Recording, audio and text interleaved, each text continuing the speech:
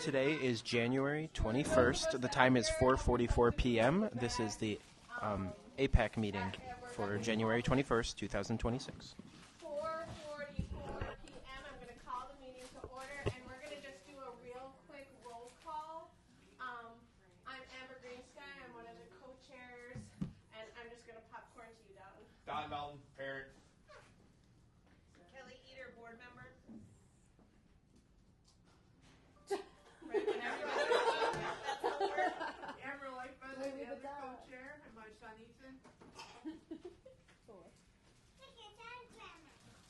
go to Emma. We'll get those out after. Hi, I'm Emma Boja and I'm a student. I'm Athena Hatfield and I'm a community member. Peter Koshiver, community member. Curtis Goodsky, parent. T. Goodsky. Parent. Lydia. Lydia Schinkel, parent. Ray Black, Office Support for American Indian Occupation. Hi everyone, I'm Marisa Garber, the Director of Advancing Equity. Jamie. Jamie back. Cruz, I'm staff here at Dutchville. And I think that's everybody in the room currently. If we can go to online, Dustin. Dustin Christian, parent.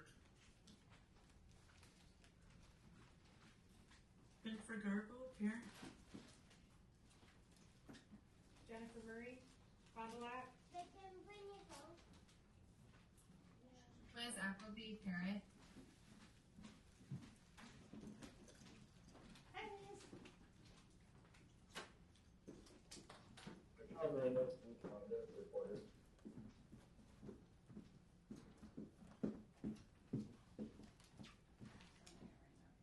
Okay, cool. Thank you. Is that everybody? Yep. All right, sounds good. I think, Marisa, you had wanted to start out just talking about concurrence and what you have gathered at this point, right? Yes, sorry, we're getting physical copies for you all. Oh, awesome. I just sent you a PDF instead of that. Want me to get access? Can you just pull the PDF? I emailed you the PDF instead. What's Lisa's name? No, I emailed you the PDF. Oh, that's fine. The question here is if you're ready, you know, is it yesterday? Connection's so slow.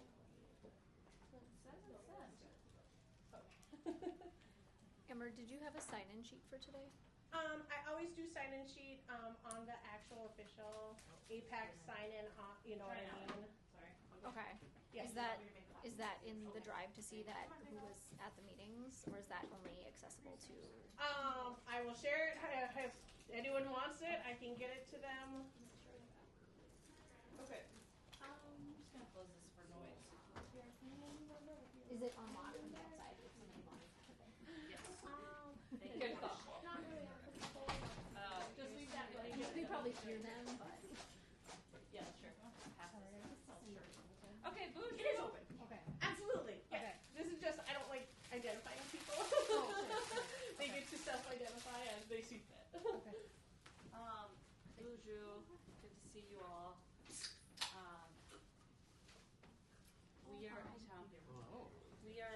Jamie's helping me make some copies, so we're going to get some physical copies for you, and in the meantime, we'll just look on the projector. And the folks online should be able to share as well.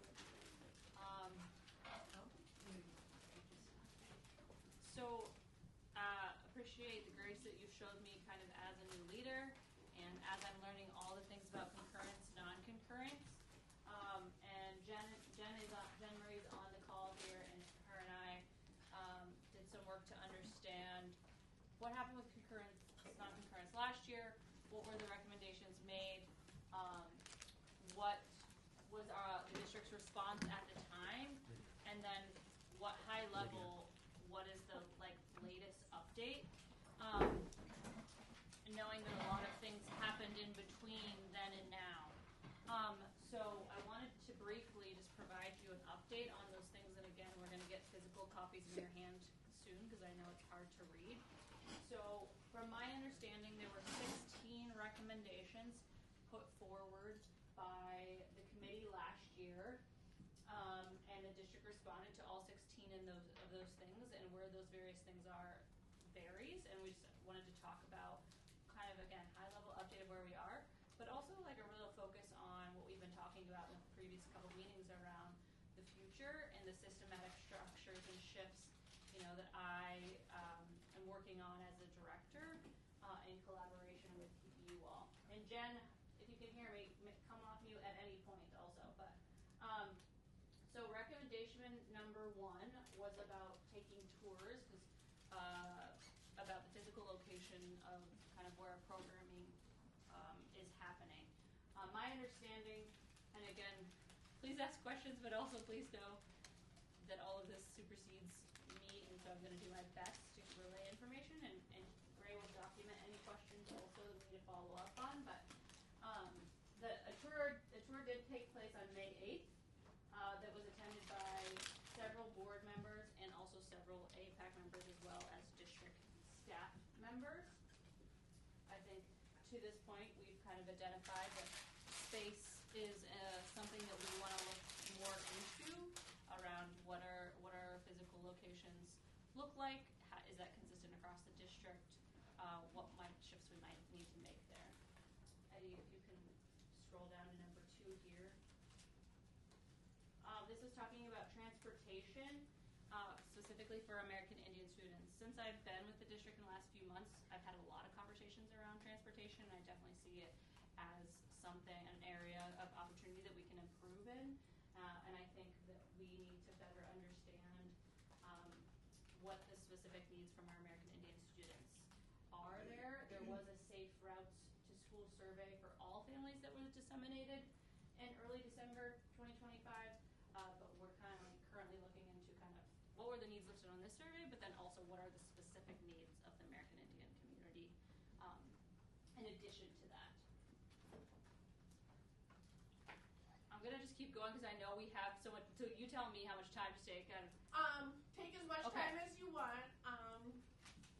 I was just going to ask, can we ask questions as you're going, or would you prefer us to write? I'm happy to do whatever works best for you, so you will tell me. I wanted to honor your time so that you had enough time. Okay, so just as far as that survey, has any data been collected at this point as far as American Indian specific needs? So as far as I understand, this American Indian specific survey around transportation has not been issued, from my understanding. And that data has not been pulled out of the school-wide survey yet either, right? Not from my understanding. And I'll just add, we have a Safe Routes to School committee, and so in the fall, that committee went to all the elementary schools so that they could and that committee also had city there, had county there, had a bunch, and they went and actually walked in neighborhoods and looked at what those safe routes. So they're going to hit Lincoln Park, everybody else, but in the spring because it's a little chilly right now. Absolutely. So that data is also going to be put together. Okay. Yeah. Thank you for that. Okay, and then number 3 was around professional development. Annie, our professional development coordinator, provided us an update that the district has contracted with Ricky White to provide training specifically around American Indian education, and that's in progress. By the end of the school year, all certified staff and principals and paraprofessionals will have completed cultural competency training with them, and that paras will have completed generational trauma with Ricky Defoe, and that treaty rights history with Thomas House will also be completed, and all of that funding came from general budget and or Title II funding. Just a question, is that meaning that training was completed at the end of last year, or is No, that sorry, currently? this current school year. Okay, that's currently school in year. progress. Yeah. And if you'll scroll down to 5, please. Thank you. So this was about the Indigenous cohort and supporting our adults who are leading the Indigenous cohort. Jen Murray and Jen, again, feel free to come off mute whenever. We were able to connect with Amanda Horton, who works with Jamie, and one of the things named is, being able to support our American Indian staff in obtaining licensures and certifications, not only, to provide and grow, but also to retain, right? And so Marion Horton is pursuing a heritage pathway, an alternative license program, currently waiting to hear back from PELSI and from the tribal government. Jen, anything to add there before questions? Yeah, just so staff know too, there's two different ways for language, culture, and history. So as long as your tribal government makes a support letter, writes a support letter or a resolution that goes right to PELSI, you'll be on a tier 3. Unless you have an education license already, then you'll be a tier 4. If you do not have a connection to a tribal government or your own tribal government, you can work with PELSI for the pathway to the heritage one, and that is a tier 1 license.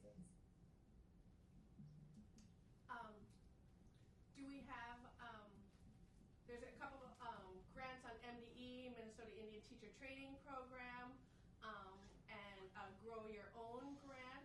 Do we participate in any of those as far as getting other staff, I actually have a meeting with the, Jen, you probably know the acronym better than me, the Minnesota's, it's like MITTP, the teacher, so. Minnesota Indian Teacher Training Program. Duluth has been working, I don't know if they've been working lately, but originally they're in the state statute as one of the 4 schools that receives the grant, and they work with the University of UMD. So that is still available and it's still out there. I just don't know what the district has done with that as far as letting staff know about it.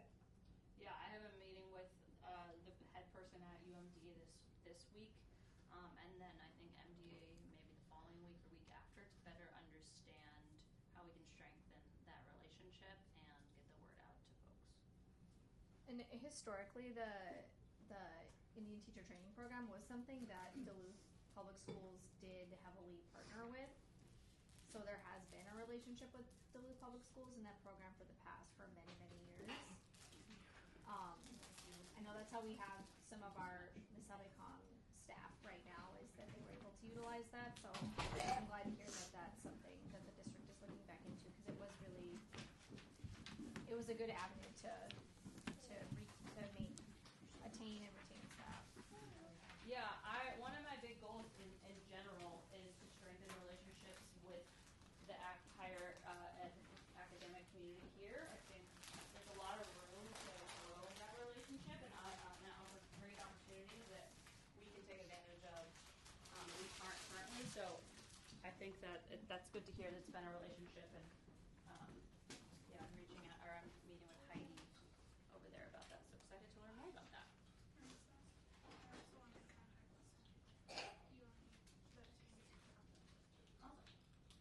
Okay, we're going to go down to 6. So this is a little bit around kind of staff and caseloads. So currently there are 6 American Indian homeschool liaisons across 5 different schools. Caseloads vary based on specific sites and student population. And I am really conducting an analysis of current support around how are we determining caseloads, what are capacities looking like, what are some strategic shifts we might need to make. I supervise a lot of folks who are non-teaching staff, and so those lines can get sometimes blurry around caseloads. And so I want to make sure that all of our folks are being very strategic with their time and that we're serving as many students as possible, but we're also not putting too much on staff members to have the responsibility of tons and tons of kids. So this is an area that I'm looking into around how can we get better around capacity and caseload wise in American Indian Ed, and specifically with our homeschool liaisons. Right now, from my understanding, that's kind of been different school by school, and I really would like to make it more consistent. Yes, Dee? So, did you have it written down how many school sites on there? Yep, it says 5 different Oh, schools. maybe 7. Because you got ALC, then you got Okay, hold on one second. Go. because you got liaisons Did somebody online raise their hand? No, I thought it was a comment, but it's no comment. Okay. When was this made and written? Because this is saying that Sheila White is still... So, I'm sorry, I should have explained the format.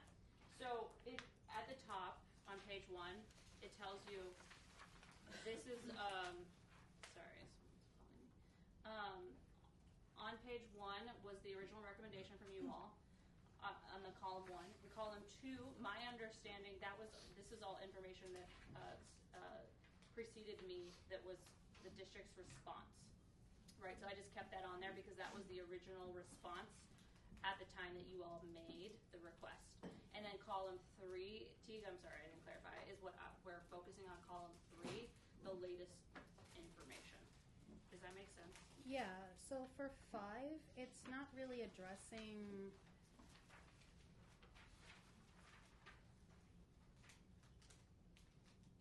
I guess I'm struggling to make the connection between the update and the response because the update seems like it's addressing... Yeah, and Jen, feel free to hop in here. So, I definitely, I would agree, we are updating bullet by bullet. I think because of the turnover and the amount of change that's happened, many of these things did not happen or there is not a record. And so, by Jen and I going through files, physical files, and talking with folks in the district, we are hoping to provide a very, like I said, high level to acknowledge we're not where we want to be, and how do we move forward knowing we didn't do everything we said we wanted to do on here, and so how do we kind of move forward in a more strategic way together. So, T, you're absolutely right. We don't have answers like updates for every single bullets in that middle column, and that last column is more of a high level update of here's some things that we know have happened or where they are. When I'm looking at that middle section, column 2, it looks like some of these bullet points are more of like a statement of things that have already happened. So it kind of looks like some of those could even be in column 3 because it says, because part of our recommendation is like wanting to make sure that there's support and like is to help make the cohort sustainable, and it says like they meet every Thursday, work on reviewing policy. So like I guess some of it maybe should be in that 3rd category. Yeah, I wanted to honor what was there so you knew what was originally said. Okay. And then where we are. If you have specific questions on specific bullets, we'll make sure Gray documents that, and then we can kind of find the answer to specific things. Jen, anything to add around the process of trying to clarify? Yeah, so it looks a little like that. I don't know if that was Lydia speaking or, and then T had a question.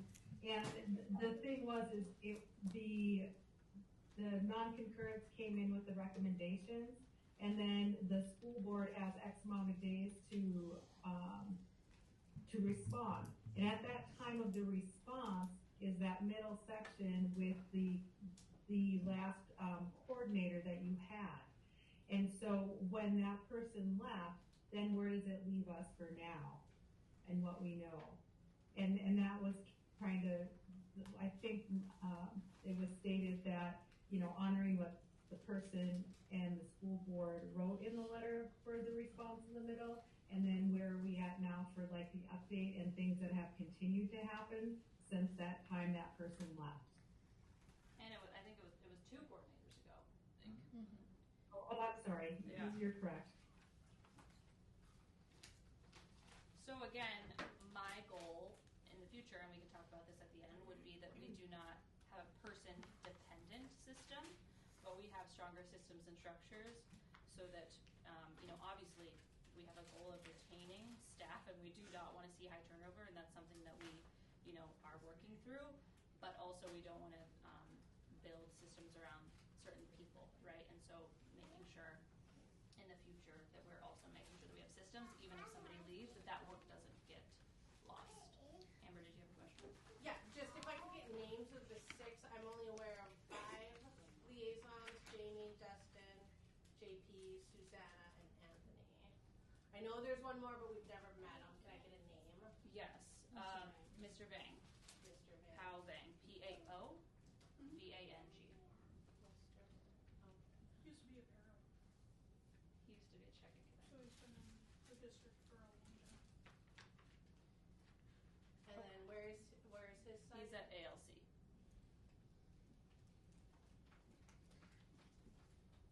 Okay. Okay, so moving on to 7. Wasn't the guy at LC, the guy said he didn't even have a closet? He has a room, a little room. He has a little room? A little. I mean, that 5 or 6 students could sit in, but they also don't have a ton of students Okay. there at one time, like a lot of students are. It's not a closet. It's not a closet. Okay. I have seen it. There are desks in there and things. Yeah. Okay. Jen, do you want to speak to 7? Because I know you were working on that one. Yeah, I don't even think I had seen this non-concurrent prior to talking with Raphael. He's the tribal liaison for Office of Higher Education, and he did come to Duluth, I want to say, to Denfeld, somewhere in there, where he hosted a college and career night. They house all of the scholarships for American Indians in the state of Minnesota. So, whether it's the foster care one, whether it's the American Indian Minnesota scholarship, whether it's like schools like Morris that have free tuition. So he has all that knowledge and all of those documentations. And then he works with school counselors that that way they also have the database for all the scholarships too. He's just waiting for an invitation from Duluth to visit again, and he's more than willing to do so. So I would like to extend that. That's on my list to extend that invitation. Number 8 is a little bit about facilities and storage. So currently we do have a storage unit that is rented in an external unit and that needs to be cataloged. I would like this to be a summer project, that all the materials get cataloged, because we definitely don't want to be paying for things that we're not using, and we also want to be using things, right? So going through everything and cataloging everything, and making a clear inventory so that folks, and particularly our staff members, know what's available to them. I have just a comment. Do we have a current inventory of things that have been burnt just this year, that we have a current inventory of anything? I don't think there's a current running list. Is there, Graham? Not a list. But we could put together a list, right? And are you talking about supplies that have been requested that we've approved, that we've purchased, or? So yeah, I had gotten a. It's about the sewing machines. I had gotten budget summaries where general supplies and classroom supplies, as far as Title VI, the budget, $10,000 in general supplies were purchased back in October, just asking what were they, right? And there was $1,200 in books. Kind of, what are they? Are they going into a trunk that's inventoried, so we know every year we have 15 copies of The Firekeeper's Daughter, you know what I mean, for our students to utilize, or Grading Street Press, or whatever the titles may have. As I previously mentioned, go ahead. Is the storage lockers going to be still a necessity, or is building services still in fun place for us to store stuff, on a permanent basis? I'm not sure. Okay. I was told this external unit was asked for, and so we decided to. That was supposed to be a temporary. Very temporary. I would like to catalog and see, how much stuff do we actually have, and then Pallets and pallets. Where can we? Is there room to put it? And I think having conversations about the new facility is going to. I feel like what Don was saying is that the storage unit was intended to be a short term, just because the D&T building, the district said that the items that had to be and there was not a lot of notice, and so that was supposed to be a temporary thing. And I don't know if this is more of a departmental question is like, first you have to figure out what's in there, but then what is done with those things. I don't know if that, like, I just like whose responsibility lies where in terms of like deciding what happens with what's in there. Well, we don't know what's in there to like make those decisions. Yeah, are you taking this stuff out and cataloging it and just shoving it back in there?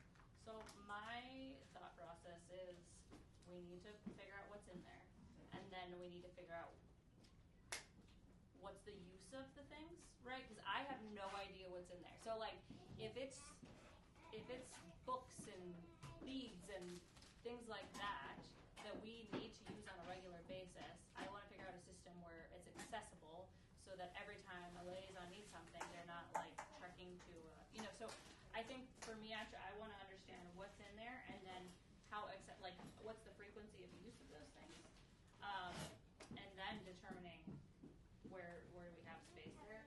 Amber, and then I know Jen had something. Yeah, I would like to know what's in there, mainly because there might be things in there that need to be feasted and taken care of. And we don't want those sitting in a storage unit collecting dust when they could be in there. Yeah, that's a good point. Yeah, that's my concern. Yeah. Jen, did you have something?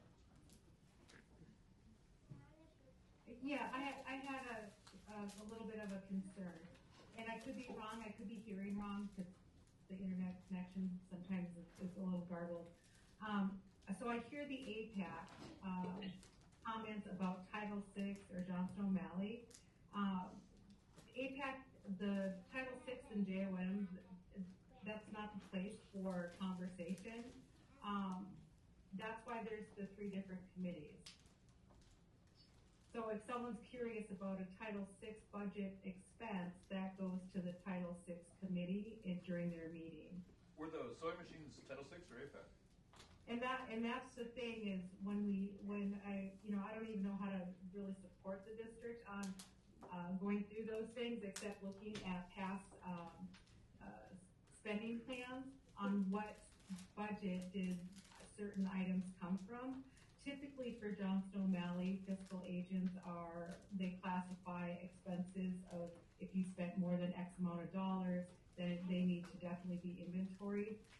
So that's where it's kind of convoluted because I don't know if people just she said, I don't even know what's in there. She doesn't know what's in there. Then what budgets did it come out of? So that's going to take some backtracking also. I guess my concern with bringing it up is not necessarily what budgets it came out of, just that these supplies exist as part of our American Indian Education inventory. I don't know if our liaisons can access it, and just knowing what is available for like our comprehensive American Indian Education program planning, right? As far as voting for concurrence, I guess that's where my understanding is we are looking at the entire comprehensive program that is available for our American Indian kids. At least that's how the timeline reads, because they tell us we need to know about what's going on with all the 3 programs. How many years At least roughly, you know what I mean? We don't have to get into lots of details, but just there's things. I've been here almost 2 years. How many years do you think that we've been trying to find out about this stuff? The entire time. 3, 4 years? I guess, like, somebody says some like of where this stuff, I think, because like most of us here know about like how this came to this like storage in these pallets. So like the big building downtown used to there used to be storage there. Indian Ed had a whole thing there. Stuff got palleted. It got put at UHC. It just kind of got shuffled around for a number of years. And I guess a lot of us here, I think the liaisons, like a lot of people, department staff and committee, no one really knew where stuff was because it kept getting shuffled from place to place when the main building got lost. And so then when we were made aware, I think a year and a half, 2 years ago now, that there were multiple pallets of things that was brought to our attention as parents, then it was like, well, what is in it? Where is it? And so then that's where this conversation started. We tried to go into down there. we couldn't get in. I think there was like asbestos or something. So like there's been some roadblocks that have been out of people's control, but then I think there's been some lack of communication between setting up, being able to process these things. We thought we were going to have time to do it at the old building. Then it was very quickly, we were told we had to leave the D&T building downtown. And so I think there's just a lot of frustration on the parents. Just like, and like if anybody disagrees, like frustration for us, because I think we have been wanting to have this dealt with, and I think there's been attempts multiple times to try and set up, like we've talked about, like getting the pallets up at the DSC and doing it over the summer, and multiple times like we've heard that, and so it's frustrating that are we repurchasing things that we already have? Are we using our money effectively? Yeah. So I think that's like some of the frustration for us. I'm just gonna say I've seen some of these pallets, and many of these things are just like old things from our department that we have not been able to dispose of. They're old sewing machines. They're at times we've tried to purchase different parts, but they're just like things that we don't have necessarily a process. Like it's not our stuff to go throw away. But we've brought some of the materials up, and they're very old. They're very old. Like a lot of things were brought to JP's room, and they're just like old, outdated materials. Any like beads and things, there might be some of that in there, but to be honest, like if you're those kinds of things you keep in your room because you're using. So when the culture center like stripped it, whatever kind of other stuff that was left in there from when they went from that program to this, it all kind of got put in the basement as storage. There's nothing like super useful if like that. Well, it's even worse if we're paying for a storage space if we don't have a bunch of garbage. Yep, that's kind of what I'm saying. Yeah. Is that a lot of it is just stuff that needs to be disposed of. Any book, even books, like there might be books from 30 years ago, and many of them are outdated, and we probably wouldn't use them in our classrooms now anyway. So. Just one other point. Did this handout get put into the chat so that people online can access it? Are you projecting it? No, the link to the drive is in the chat, not the thing that we were reviewing. I thought you were sharing your This screen. here. No, I was not sharing the screen. Can you share your screen? No. We'll work on that. I know, someone had Jen, did you have your hand up? Yeah, just real quick. I think that the ongoing and frustrating issue of the supplies and things is valid, but I also don't want it to stall us out from moving forward.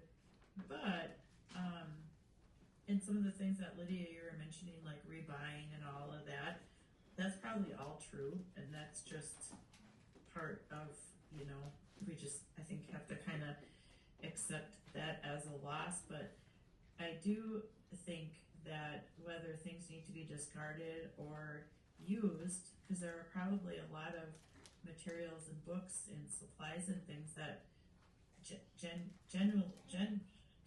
it's been a long day, could be actually used by our staff and our students, that what I am thinking about is that I don't know that all of the responsibility, both the physical responsibility of doing this work and the financial responsibility and even the mental responsibility of kind of organizing it, should all rest on us. I'm wondering if we can't enter into some kind of arrangement with the district. Is there someone in like a department like maintenance or someone that could work with maybe Gray, or I don't know, someone to figure out a plan for this so that it doesn't all fall on us. I mean, it's not really the parents' responsibility, or the things got moved around, and these weren't decisions that we made, but it has to get dealt with. I just don't necessarily want it to stop us, but you know, it's kind of a running joke now, kind of ha ha ha about the sewing machines, but it's really not ha ha ha. I really am, like, that is something really recent, and that could really be, those could really be used for programming for our students. And I am hoping before the entire school year slips away, because they were purchased last school year, the previous school year, that we could somehow use at least some of them or come up with a plan. I would be interested in working on that. Thank you. So I don't know about sewing machines, so maybe we could have that conversation after. I think a couple things that you're saying there. I think I'm acknowledging that we have a lot of room for improvement, and I really believe this is a stair-step process. And so I have been trying to start at the ground level, understand current state, to really build some systems and structures to then sustain some of these other things. So I agree. I think this is a priority. I haven't made my this week priority, right? Because I think there are some things I need to understand before I spend time, energy, money jumping into a storage unit, right? But I just want to acknowledge all of this stuff matters, and that there's some shortcomings. I think we're definitely acknowledging that. And also, I appreciate, you know, the thought about how do we move forward specifically in this new structure, having a director, having a coordinator hopefully soon, right? So I appreciate that, and again, I agree it shouldn't be on the families to tell us how to store and catalog materials. If it's a personal interest of yours, I certainly welcome it, but I agree that it would not be your responsibility. So thank you. Okay, I'm going to move this to 9 so I don't take up your whole new meeting. So this is about, I really appreciated this because this is about having training on academic data. And this is another thing that I've been trying to figure out, and this all relates, I think, to caseloads, to how we're making, how are we connecting with students on supports that they need, and how are we making informed decisions based on qualitative and quantitative data. So I'm a very big person on the qualitative, what you know about the student, your relationship with the student, what you know they need, but then also when are they here? How often are they here? What are their grades? Like, all of that stuff really matters, and we have to be able to use both of them to make decisions about our time, about the you know, strategies that we're using with students. And so this was about EduClimber. So some American Indian liaisons have received EduClimber training. I would say, from my understanding, Jamie, correct me if you know otherwise, that there's definitely a need to have a more formal training, and for everyone.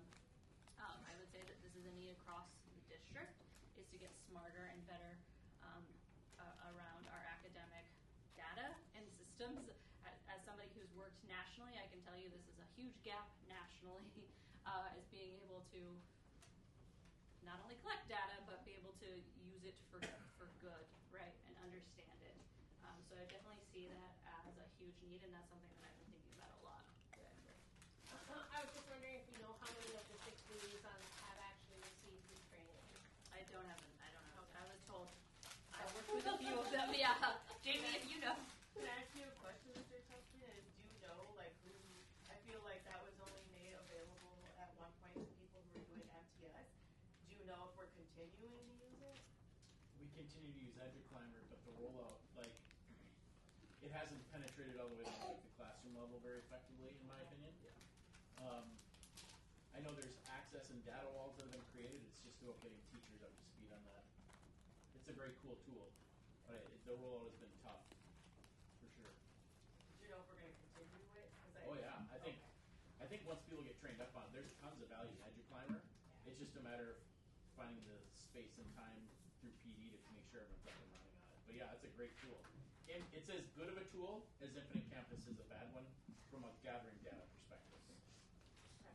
And this actually pulls information from campus. It just displays it super graphically. It's like the interface is 21st century, whereas Infinite Campus is 20th. So it's a great tool. Thanks, Tom. Okay, so number 10, talking about our ISPECs, or integration specialists. So we do have 12 integration specialists specialists who are distributed across 10 schools. These folks do report to me, and so one of my goals is to increase collaboration between our integration specialists and our American Indian homeschool liaison. Our integration specialists, they typically carry caseloads of 20 to 25 kids, and many of these folks are, these students are do identify as American Indian. I don't have specific numbers, sorry Amber. I'm working on that, and I'm also working on same thing with ISPECs around standardizing how are we determining caseloads, and very similar, again, how are we also, what strategies are we using with students, and again, making data-informed decisions. So that is a theme across my whole department that I would like us to be more on the same page around, especially because we know these folks are in buildings and they're collaborating, but I would like more intentional collaboration there, and again, more structures to do that. So we've had, a meeting where we've come all together, and our folks really reported that that was a great space to be able to, get to know each other a little bit better and be able to support one another, as those are two of our most diverse teams in the district, and so I don't take that responsibility lightly, and that's something that's really important to me and to the district as well. Are the ISPECs, I guess I'm not sure what the distribution, because we've discussed that there's a number, mainly the elementary schools, that we don't have a liaison specifically for our American Indian students. Are the integration specialists throughout the district in those schools? Because I just think about our elementary students not having a person, right? That touchstone person who's not a teacher who looks at them from this perspective. Is that where ISPECs typically are? I think same answer. We're trying to standardize that process, and for example, Lowell would be one of those schools, right, where you have an integration specialist, but you don't have an American Indian homeschool liaison. So at Lowell, how are we identifying students? We need to be very clear how we're identifying students. What are the supports in place? And then in my ideal world, we have tiers of support, right? And we are reviewing our caseloads because, again, equity would be meaning that you're getting what you need. So that doesn't mean the same kid needs everything and needs to be on your caseload for the same amount of time. So that would be my long-term goal, is that we would have a more robust model of what does intervention support look like for those folks. And ultimately that would be, of course, more transparent to the larger community and to you all as well.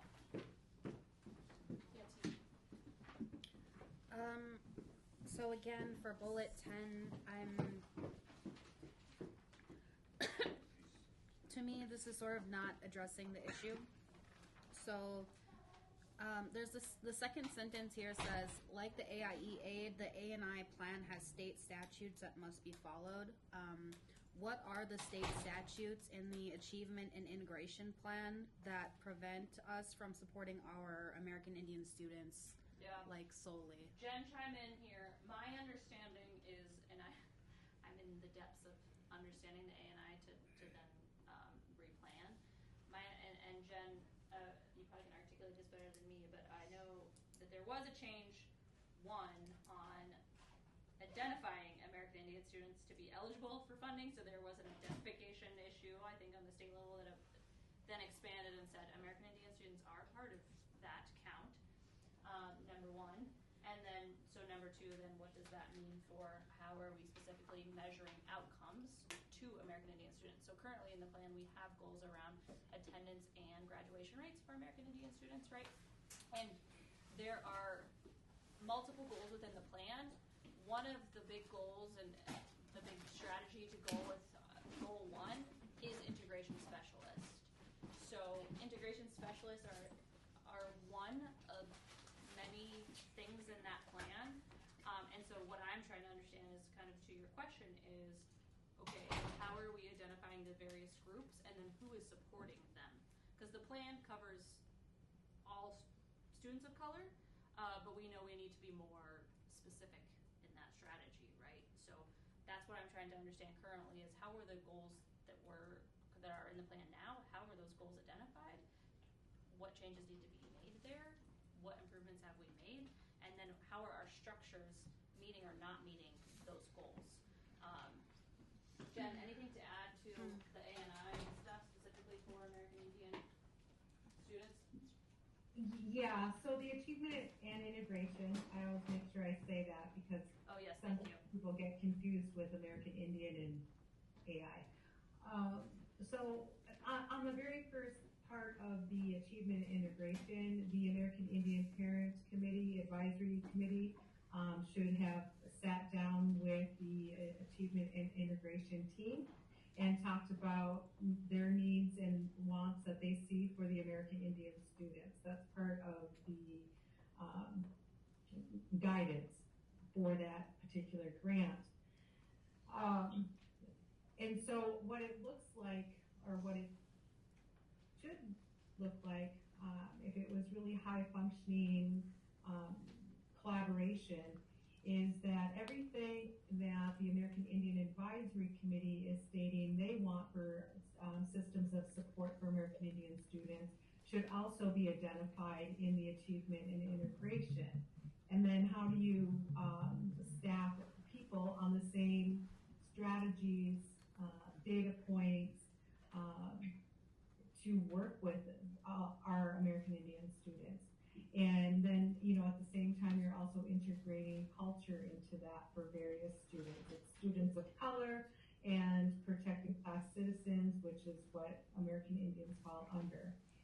And so it's a whole lot of planning, but I can say statewide, it's a district that has a really good American Indian program would definitely have had American Indian parents involvement in helping with that plan. So I guess I just want to clarify for 10, I really do feel like we're missing the mark here. So the recommendation is that these specialists intentionally target American Indian students.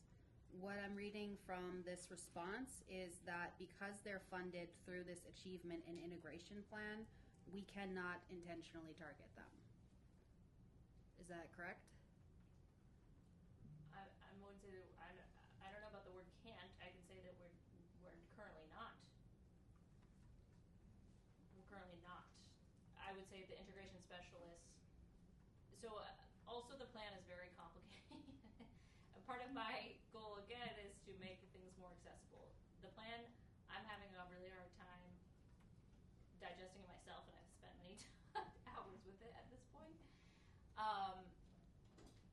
So if you look at the goals for integration specialists, it doesn't, from my understanding, name specifically American Indian students in their goals. But American Indian students are included in their larger goals and are other places in the plan. Because, like, again, I think the integration specialists sometimes are confusing because there's a bunch of other staff members that are also named in the American Achievement and Integration Plan. Integration specialists are often the ones that we talk about the most because they're the largest team and they're in 11 schools. And those folks report directly to me, so I've really started with them and understanding how we did, again, and the work around how are we determining caseloads. And that is something that I definitely think we have an area of improvement. So, Teaga, I don't think you're wrong here that we're missing, we're not where we want to be with that. And again, Jen, weigh in. The way that I understand the achievement integration is that there's a lot of flexibility around that, and each goal is going to tell you specifically who are you targeting and what are the outcomes that you are going for. So while I'm saying integration specialists aren't necessarily, we're not saying they're dedicated only to American Indian students. We know American students are part of their work and included in their caseload. And so I will bring to AMPA in a future meeting around, specifically around the achievement and integration plan and what Jen's saying around your all's thoughts around what should be included in that plan and how, or if that process if you've been part of that process in the past, questions.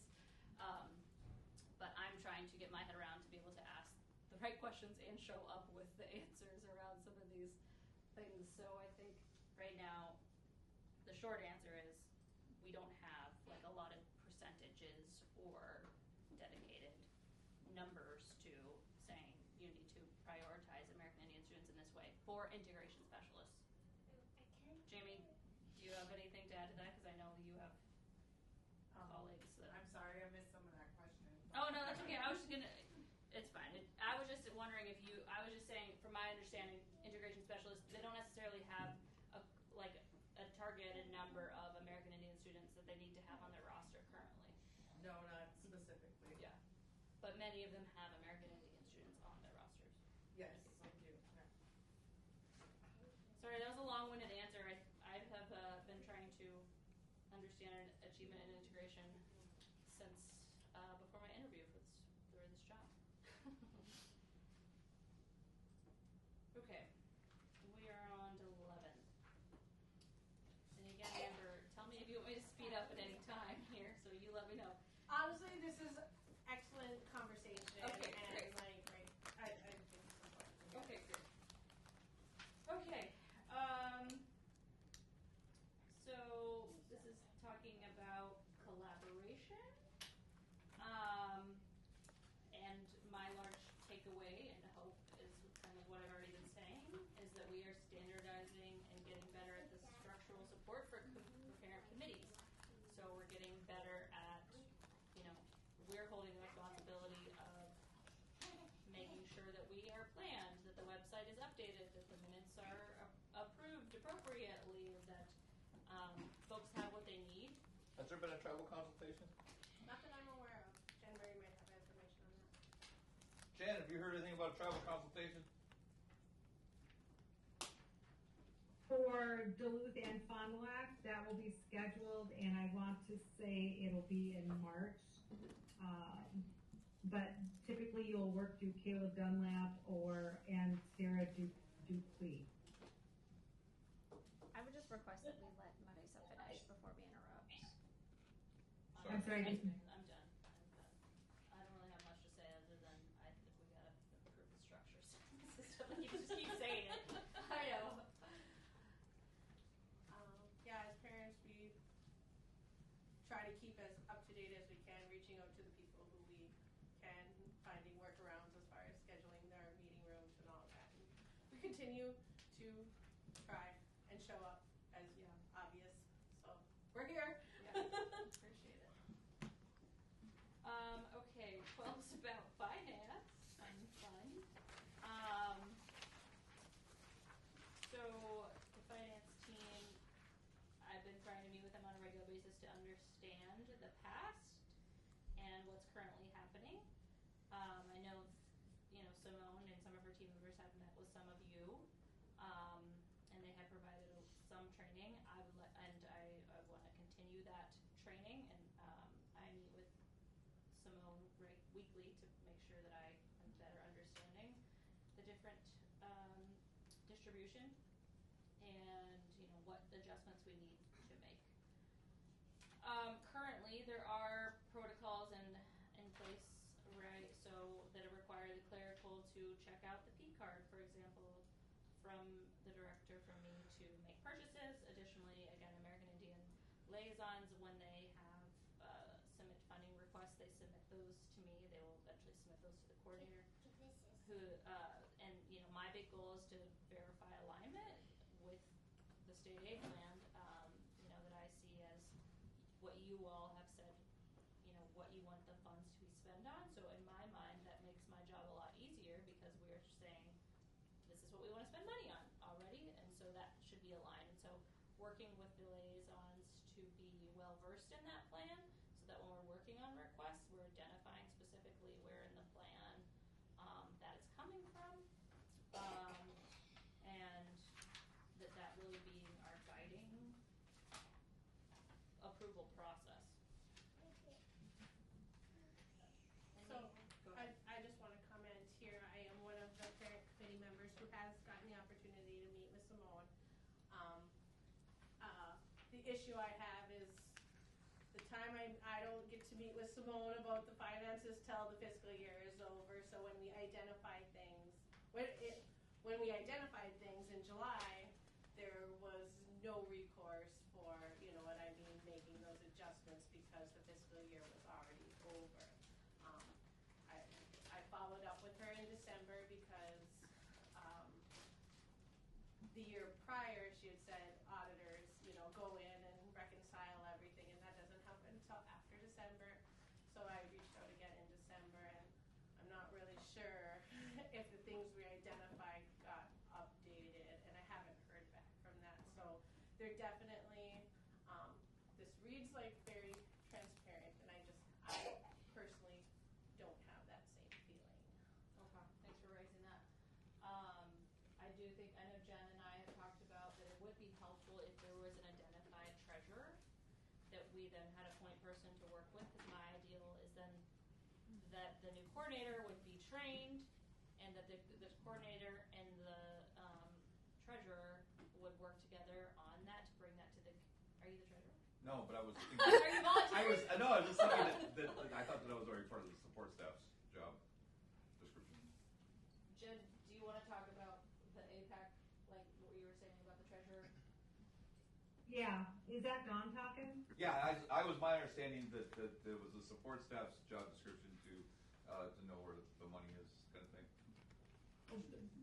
Right. So there's a couple of pieces to it, right? So you have the support staff, specialist, at the district office, right? Then you also have an accountant. And you also have an executive finance officer. No, I'm just talking about for the American Indian Education Department.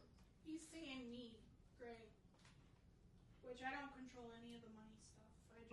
No, not that you're controlling it, but that you're aware of it. No, I think what I was saying. I need to finish my thoughts. Okay. Okay. So you have a few people that are not contracting, but what's coming in, what's going out, line items and things like that. So where a treasurer comes into play for your committee is this. Is that way, whenever there is a request for spending, then that treasurer would receive that information. And they can run the tally on, so let's say it's powwow food. They can go to that page on the American Indian Plan, and they can look at, okay, we have X amount for the powwow, we spent this much. So they're like the extra set of eyes in the tracker to also, when they meet with the district, they can say, well, this is what I have on mine, and this is what the committee and I have been talking about. Is there a discrepancy? And then you can have the conversation. Well, I think what Amber was saying is that she has been acting kind of as treasurer, trying to coordinate herself into these positions of trying to understand where the money is being spent and not finding out until way after the fact, and then still trying to catch up, still yet to have a meeting here in January about last year's budget or this year's budget. Yeah, I hear you on that, on what she had said too. But I do believe in your updated on your bylaws. I think I might have even saw a treasurer. Right. The point is you know, when you're a chair or you're the secretary and then you take on that extra position as a treasurer, it's overwhelming. I mean, it's busy. Like you're trying to keep track. So like I'm treasurer for TNET.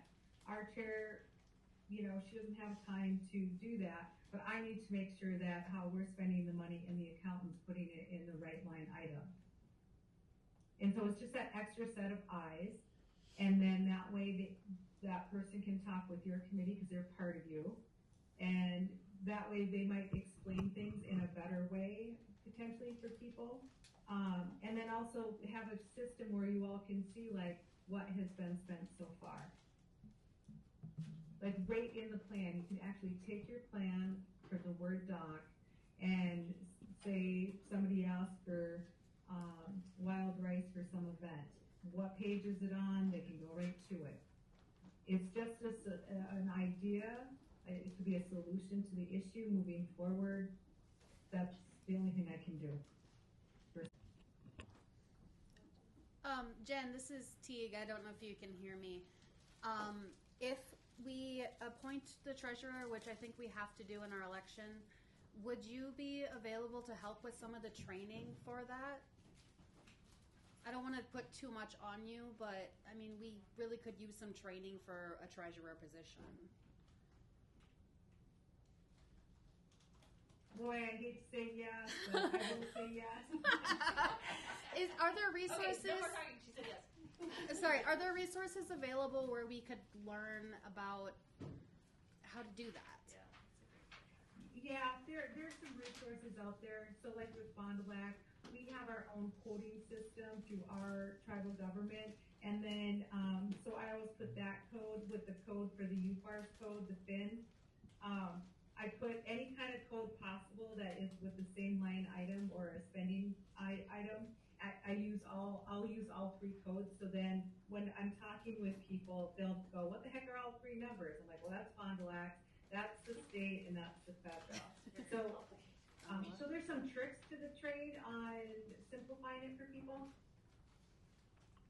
Okay, Miigwech. She said yes. Oh yeah, I was just gonna say I'm the treasurer of a nonprofit organization, and I would be willing to help anybody too who wants to figure things out. It's a little bit of a different structure probably, but I enjoy figuring out money things. Oh, we love people who love figuring out money You can things. put a star by your name. Sure.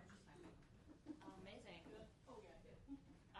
And then I know we had talked, I think, Amber, we had kind of mentioned in our last meeting about, eventually we would have a running record of just the things, and then the treasurer would have access to that, and then, we could more easily bring that to. It would be really cool even we could focus it kind of what Jen was describing based on events. Like how well last year we spent X amount on food and giveaway items. Right, and I have been having conversation with folks when they're coming to me around, can you tell me how this aligns to the state aid plan, right?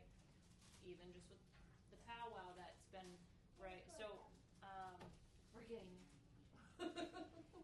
okay. Moving on. Back in, please.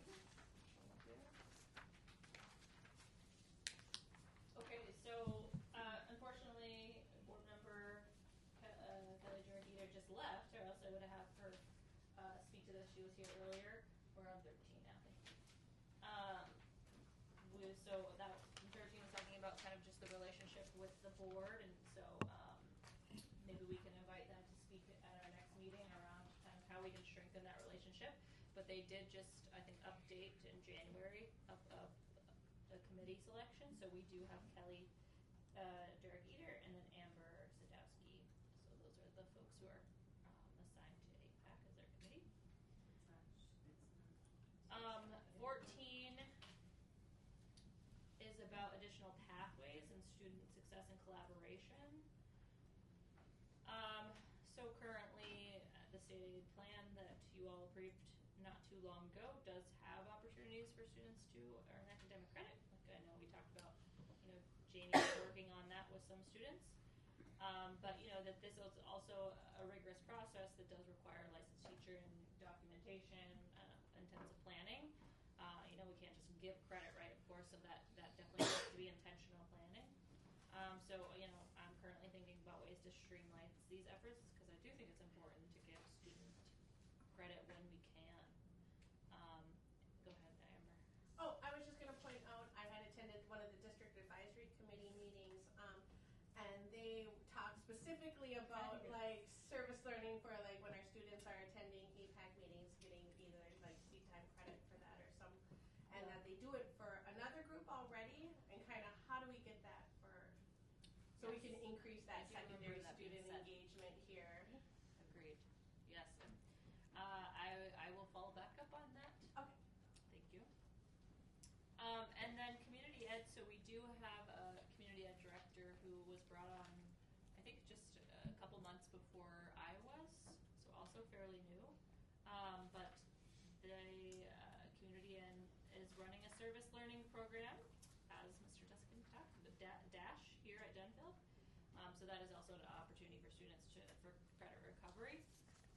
And so I am looking forward to strengthening my relationship with community ed and specifically with that director, Nate Chapman, and how are we Community Ed, what are the particular opportunities for American Indian students?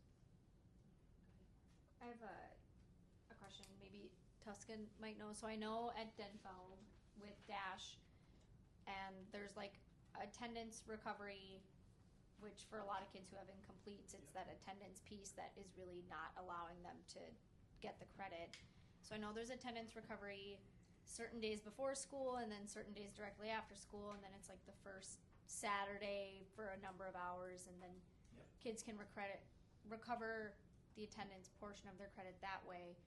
Do you know if East has a similar system for our students who, like, is that something that's just a Denfeld opportunity, or is that an East thing as well? So in 3 bullet points, one, East has a significantly smaller volume of kids that are challenged with attendance.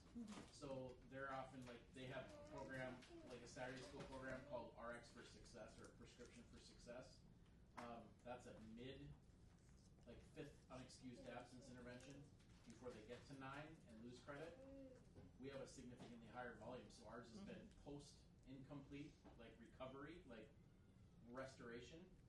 And 3rd bullet point is, as a building, we are pivoting away from incompletes. Yeah.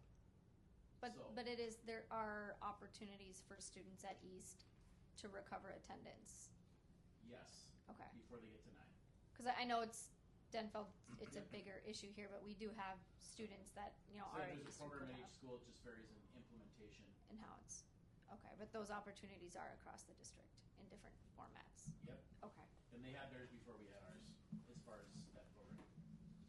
So to what Mr. Tuscan's saying here, I'd like to click in on that a little bit, on the idea that in the poorer communities, we have more of a problem.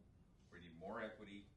We need more resources, and I would always point that out every time I hear it. And that's all I gotta say.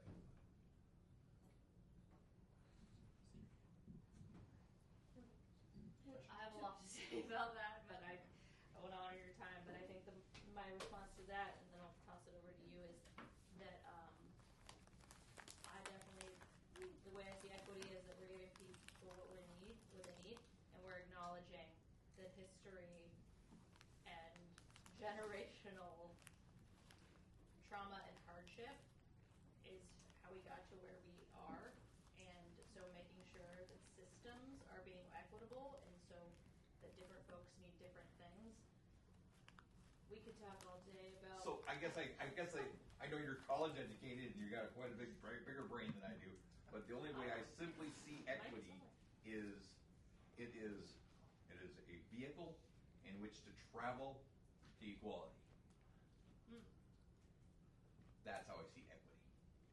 And I know there's other definitions of equity. This is the one that I believe is the most useful for the American Indian Education Department. To put the resources where they're needed. Yeah, I agree with you. Thank you. I like that definition, Don. Thank you. Or the way you described that. Just had a quick clarification question. At East, do students currently have the opportunity for credit recovery after the 9 absences?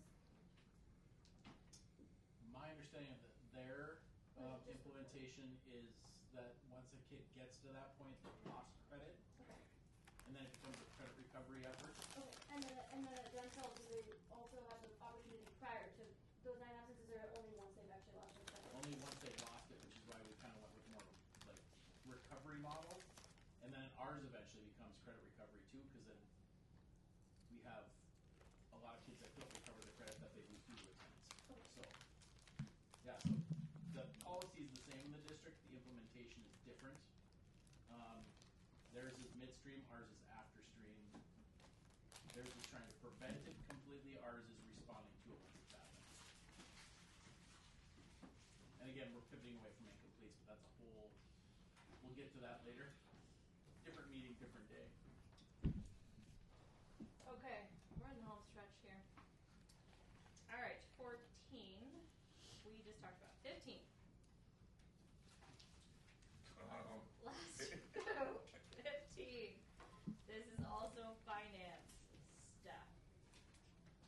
Jerry, top thoughts. Yeah, I think the moral of the story here is pretty much the same with the other. But the biggest update here is that Simone has connected recently with the business manager in Fond du Lac recently, and that the reimbursement should be coming to our district soon in terms of bullet 2 there. And the JOM funds thing that was dealt with in the JOM committee, and that's all said and done. Yes. Also, Jen, if you want to chime in here, I know you had mentioned about JOM not being part of concurrence, non-concurrence. It's just part of bulletin 15. I don't know what to say. Yeah. Well, but the recommendations were committee created, and so I think that was not guidance that we knew when these were created. Like, well, we here's the didn't weird have that thing about guidance. JOM too is it's part of the AIPAC MDE guidance is that the school districts support the parent committee. So that's the only other slip I see there as far as it being part of the state aid anything. Yeah, when it comes to the Johnson O'Malley and Fond du Lac being the fiscal agent, the state can't give recommendations or guidance on that. That's an overstep on MDE if you saw that there, and I definitely let them know that. Right, we had that discussion before, didn't we? Yeah. Okay, so I just have one comment as far as like my understanding is Johnson O'Malley is part of one of the educational offerings of this district, right? They are supported by Fond du Lac. They're considered a contractor to implement JOM educational offerings, right?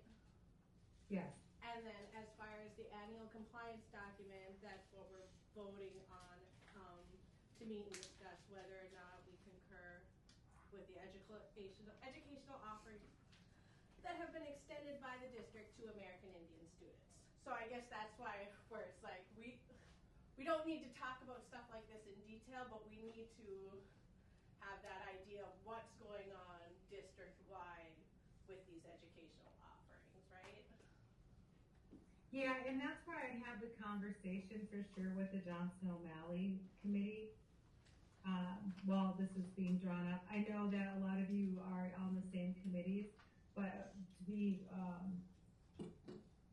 respectful is to, ask the questions of the Johnson O'Malley committee from there. Because what happens, or what has happened that I've seen, is that once the AIPACs start putting in Title VI or Johnson O'Malley, it seems like a lot of times the overlap will happen, and parents that don't have qualified children for Title VI or Johnson O'Malley seem to have more input into their planning and their budget and their activities than what is appropriate. So it's just kind of one of those things that I always like to make sure I try to be as clear as possible, and just kind of like there are some lines in it. There's some definite lines. My only point was to bullet point 2 was that it's already been, all of that has been taken care of within the Johnson O'Malley parent committee before the even election. So. Ooh, that thumb went right to you on the screen, Don. There you go, right there. Oh, jeez. Looking at me. Okay, last one. So this is about utilizing the Indigenous Peoples Task Force, and it looks like the response was a lot about curriculum. So just want to acknowledge what's already been pointed out, that the update might not completely match what's there. But that there has not been a lot of movement on that item. I don't have a lot of updates for that last one. I have Tara Dupuy does have a list of speakers that can come and do any of the stuff for you guys. If you just reach out to Tara, she has a list of these people who come help you with any of that. I would love for you to email me that name, and then I'll follow up with them. Oh, okay. Or I can write it down. Yeah. She's the Fond du Lac superintendent. Okay, so we, I think there's no lack of, like, there's a lot of resources out there. I want us to get better at taking advantage of them. Thanks. Okay, so that was my long-winded high-level update. I think the moral of the story for me is, and also after attending the TNAC AIPAC training that Jen helped coordinate and put on, just understanding and learning how do we get better together, right? And so when I don't quit. I'm not quitting, I'm quitting, Don. But one thing that I truly believe is that, like I said, that stair-step approach, you have to really focus on a few things at a time and do them well and get really good at them to then build on. And so I'm wondering, how can we consolidate or prioritize kind of, and Jen chime in here, because I know at AIPAC they had talked about prioritizing the top 4 or 5 things so that we feel like, okay, as a district, we're not over-promising and under-delivering, and that we're aligned on and very clear on what the asks are, and that you understand clearly how we're addressing them, and then how we're communicating progress to you all. So that's kind of my thoughts. Anything to add to that? No, that's exactly what we've discussed, throughout the state too, is, prioritizing, being clear of what your wants and needs are, and then the district responding like, these are the things that we have available, these are the things that we can do, and this is the timeline that we're going to do them in, and holding each other accountable on both sides of that. When the list gets really long, it just does, it's a laundry list that seems like it never gets done. And so, take the big chunks of what you need and what the kids need. And then also, some of the districts I know, and I think it was Govinda, she talked about, acknowledging like good things that have been going on in a district too. So the kids are aware of, like, there are some good things going on for our Indian kids, and they need to be aware of it, because you want to attract more students into the American Indian program, and their parents and families. Yeah, that was really good. I think that's what kind of I wanted to suggest for this year. Think of 4 things that the district is doing well, maybe address 4 of these things on this list that, hey, keep working on this. These are important, and then just come up with 4 new things. So it's not so, this is everything you're doing wrong. Some things, programming's happening. And it's important to acknowledge, all the good things that happen, and not just solely focus on the bad. As far as that. Okay, go ahead, Amber. I think a lot of this was written because we wanted to elicit more dialogue with the district, because we get a lot of times not hardly any information at all. It gets really frustrating. So we wrote it all out together and put in as much stuff as we could think of that would help our kids and that we could improve on, and to help elicit these conversations. Because whenever we constantly get told, I don't know, somebody else does this, what are we supposed to do? We don't even know what's going on in the district most of the time. So, yeah. Appreciate that context. Lydia? I think something that, just being on the committee for a long time, I've seen the concurrence and non-concurrence, how it's done kind of change and what the recommendations look like. And something that we used to have on here that 2 years ago was just completely thrown out was we had a line of recommendation that was academic based, right? Because that's a lot of what this is about, our students academically succeeding the same or more than white students, right? Like that's our goal. And so there would be a line where it's like, you know, this is what's happening. Our students are, you know, our reading rates are whatever percentage it is, and this is the white students in the next school year, giving a realistic number, right? So like, let's say it's 20%. By next school year, we want to see our students proficient at 25. You know, like something that's realistic so that we can show demonstrated growth over time was something that we put in there, because that's one of the major parts of Indian Ed, right? Is that academic achievement, or putting something about attendance where it's like, these are the percentage of missed, you know, unexcused absences, and we would like to see that reduced by X amount of percent. You know, can we solve everything in 1 year? Can we get everybody up to par in 1 year? No, it takes time, but I think giving realistic increases that we would expect, and then the district's response is like, this is what we've done, right? Maybe they didn't meet that expectation that we want them to meet, but it was like, well, what, you haven't met that, you know, 20 to 25% increase, but what are you doing, right? Is the district doing things that is going to get our students there? Or what attendance incentives have you put in? What, you know, like the transportation, what are you doing? And I think that there's like, I don't see any of that in here, and I think for the last 2 years we haven't put anything in there, and so I would want that Can I ask somehow a follow-up reflected. question to that? Sure, yes. My follow-up question is, because that to me sounds like a goal. So are goals supposed to be in recommendations, or is the recommendation in support of a goal? Was that what you were going to talk about? I was going to kind of address that, because a lot of the things she's talking about is the background to our SMART goals that go into our plan, right? That's the data that we use to make those goals. And likely she doesn't see it in this vote of concurrence, because in the last 2 years they've included this American Indian Education Program Plan review as part of the annual compliance, and basically they're doing exactly what you're saying.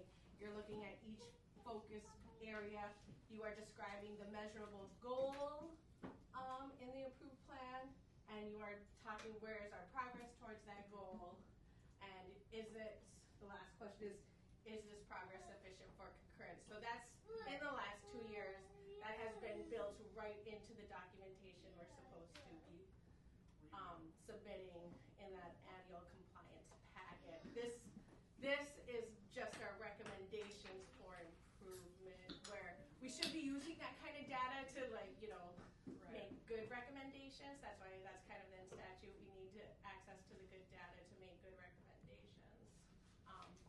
But kind of like, I think we got ahead of ourselves before, because we were putting those action steps. Like Jen, when we had made a lot of suggestions to the American Indian Education Plan, and we had some conversations like asking about those, and I believe you were kind of talking about like that be more part of the action steps. And so to me, that's how the concurrence is always read to, the action steps that we would like to see, and then it's the district response on how they're going to either comply with that or what plan they have to move forward with that. But what I do appreciate about what Lydia's saying is about is making me think is also just like, how are we categorizing the 4 or 5 things, right? So we have a recommendation around academics. We have an So we used to have, like, I have a concurrence from like 2021. So we had things like kindergarten readiness, read well by 3rd grade, closing the achievement gap, graduation, and then other. So like we had those categories, and like, so within that where it was like closing the achievement gap, you know, we had stuff, graduation, we talked like that's graduation rates. Achievement gap was reading, attendance, those types of things. And then 2 years ago, that entire like system was just thrown out, and so now, like, I think like what Marisa has been saying all night, like having some sort of system that it doesn't matter who is in place. We have like, what are the big things that this committee wants to see our students do? Graduate, be ready, early childhood for kindergarten, right? Like, what are those things that we want?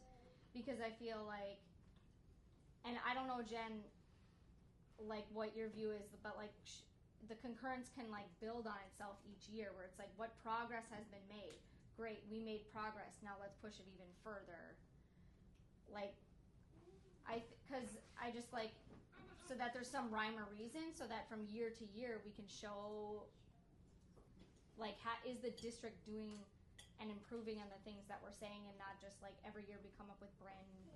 We're not reinventing the wheel every single year. If new things come up, and it's like we've identified there's a new problem, like the thing about not having space, that was something that wasn't really, we as a committee weren't aware that we didn't have, our liaisons didn't have that level of space. So we put that in there. We were like, what are our liaisons? We're hearing our liaisons say we don't have space.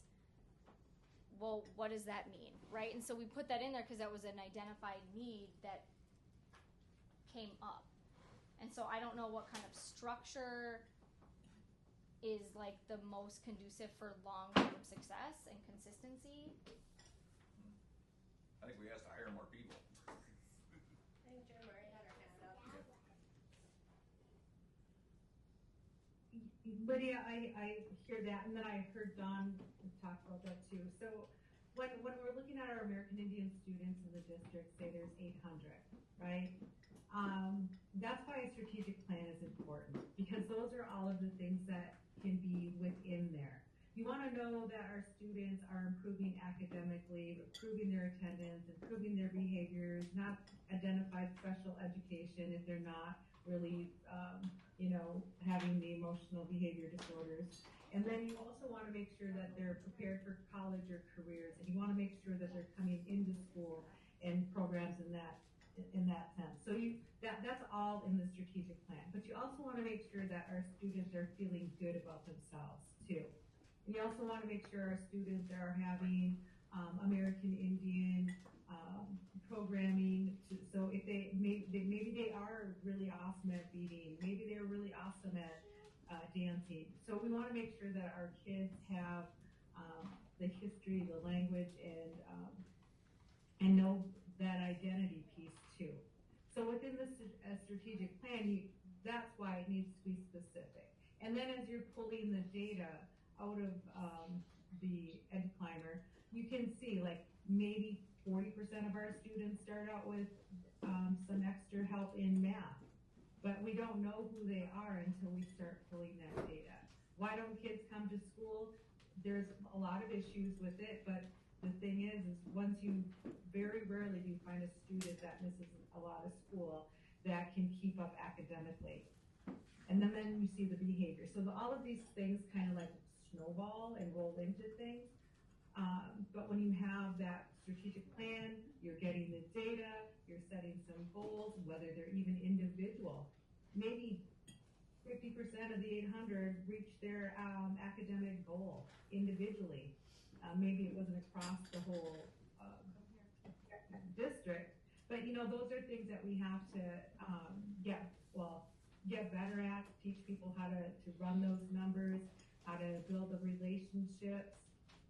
And you can't do it in one American Indian plan from the state.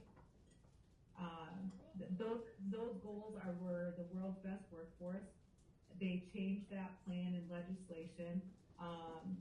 So there was more of some cultural pieces to it that was more relevant to the students. And it's on the district to make sure our students are reading at grade level. It's not reading by their. And so our job is to help find strategies that work for our kids, as long as we have the accurate information.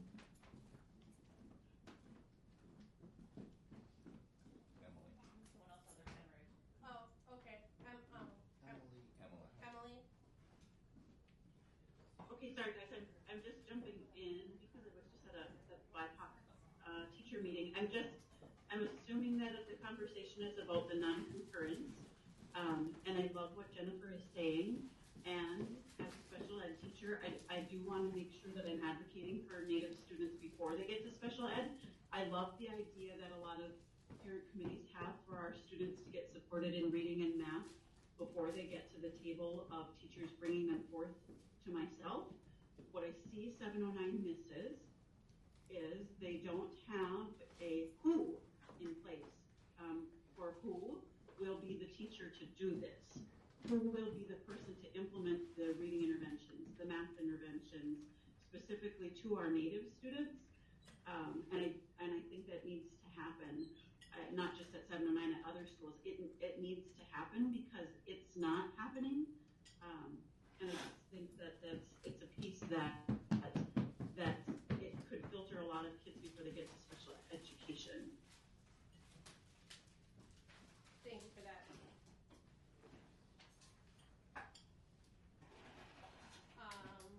Okay. Is there any more comments or questions about? Go ahead, Steve. I feel like part of what is missing from this as well is we do not have a dedicated coordinator. We haven't had a dedicated coordinator for some time, and we're not really getting any updates on where that process is. I think having somebody who is assigned full time to look at these problems and handle these problems, that's not just you, Marisa. It's not addressed on this plan at all. Well, this is just based off what we submitted last year, right? Like, this is just in response to what was presented to the school board last year.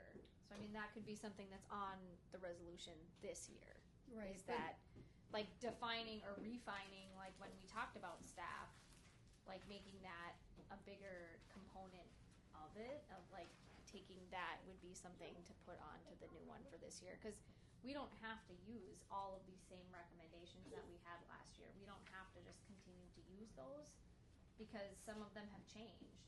Yeah, because I think we have identified a few things since then, like the big dip in attendance in junior high. Like I don't even think we even thought to talk about that stuff when we did this. You know.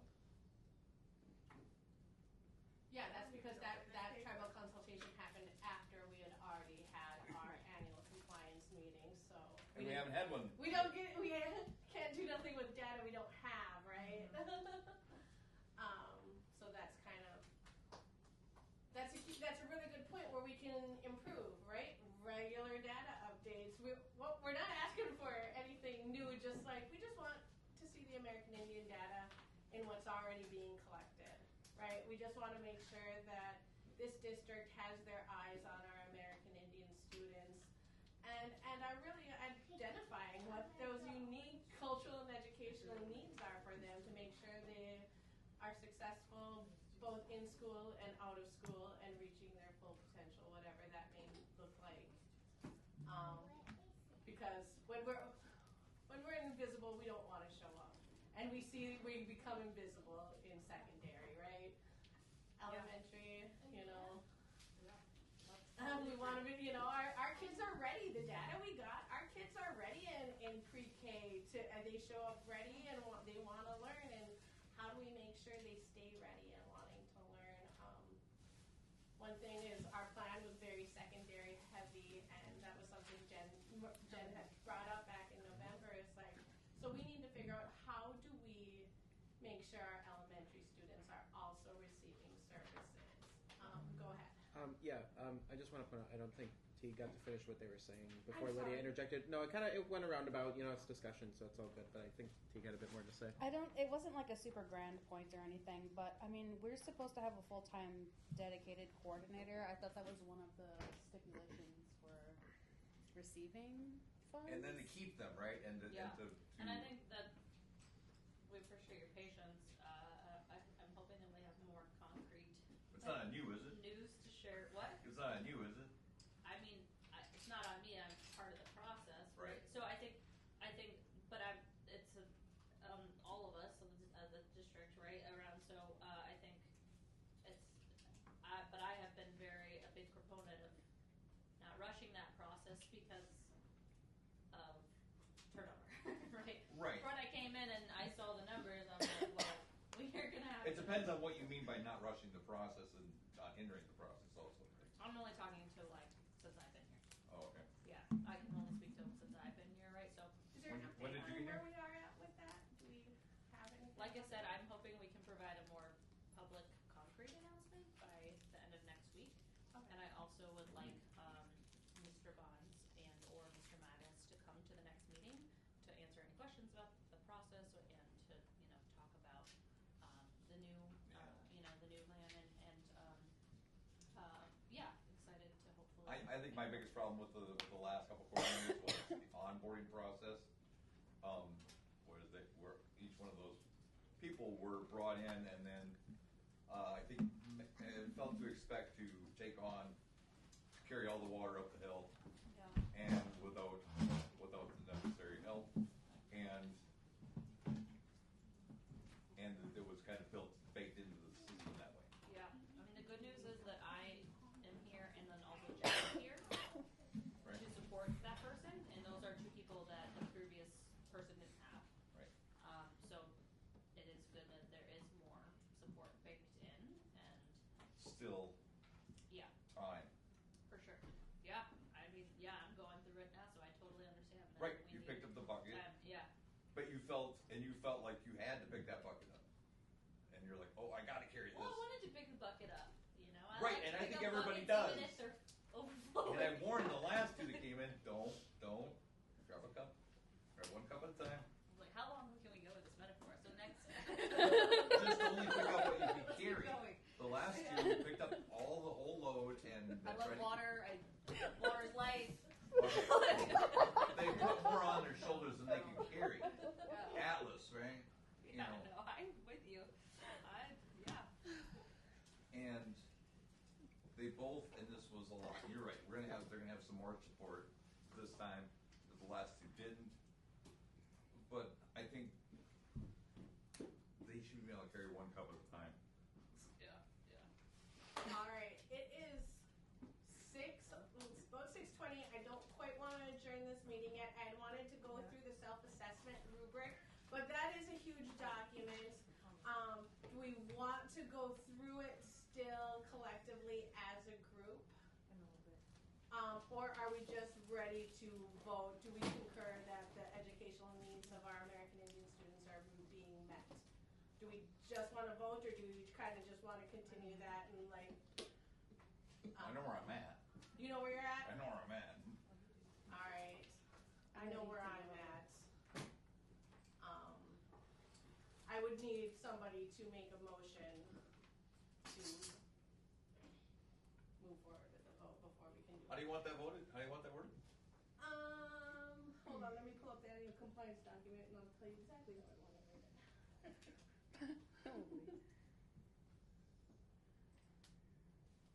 That's JOM. Okay. Was it one of these stuff? I'm not sure what you. No, that's title. Oh, no. Oh, I think it was in the agenda, Eddie. I didn't have a calendar invite for today. Oh, shoot. Or was it just from the email you had sent from earlier? Okay. This is what we're voting on, or what we're saying.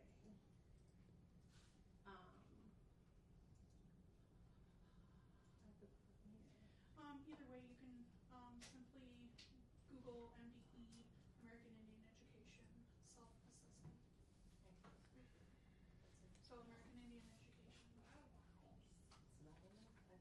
So I guess, do we have a motion to vote on concurrence? Okay. Is the question, is part of the I make a motion to vote on concurrence.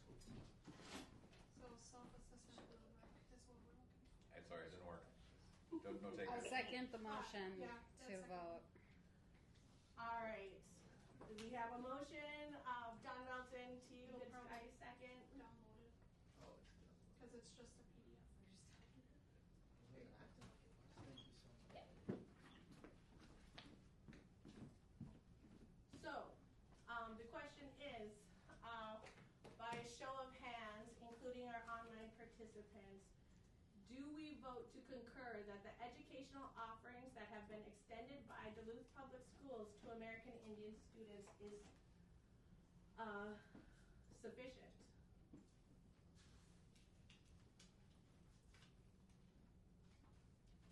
Anyone who concurs, raise your hand.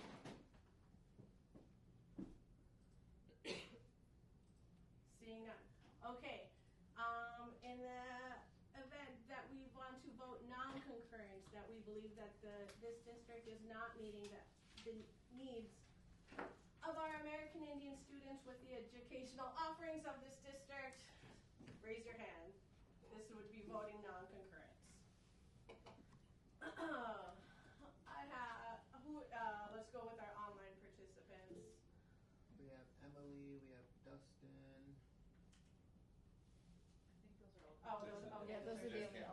observers. Okay, do I have Dawn, Lydia, Curtis, Teague, Amber, Emma, Jamie, myself. Okay, by unanimous consent right now, we are voting non-concurrent. It is 6:25, so I don't want to go into a lengthy discussion right now as far as discussing recommendations. Do we want to meet next week to discuss recommendations? Or do we want, we also have a meeting coming up on February 4th where we could do it then too. When is this supposed to be presented? When are we presenting it? February? I spoke with Kelly. I believe she said that we were on the school board agenda for the meeting on February 24th, but also potentially on the COW meeting for February 5th. Oh yeah, I think you're on both. That's what I remember hearing a couple of months ago. I feel like, did we decide that we would just sign up for, and then we would decide if we wanted to do both or just wanted to do one?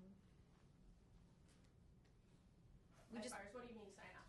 Or not, like to get on the agenda for those school board meetings. Like, do we want to do it twice, or do we want to just do it to the committee That level? was kind of what we were trying to collaborate with the district and do it. Like, I think they always say they have opportunities for more robust conversations at COW. If we were ready, like if we had, you know what I mean? If we were ready to go, I would say that would make sense. Mm-hmm. So if that's the committee of the whole, and then you're presenting to the other group, who's the other group? The other group would be the regular school board meeting on February 24th. So is that just including a smaller group, or? That would be basically our last opportunity because we're required to present before March 1st. COW is mostly information gathering. It's informal. So we would give our presentation there, and then the other one we'd have discussion? Yeah.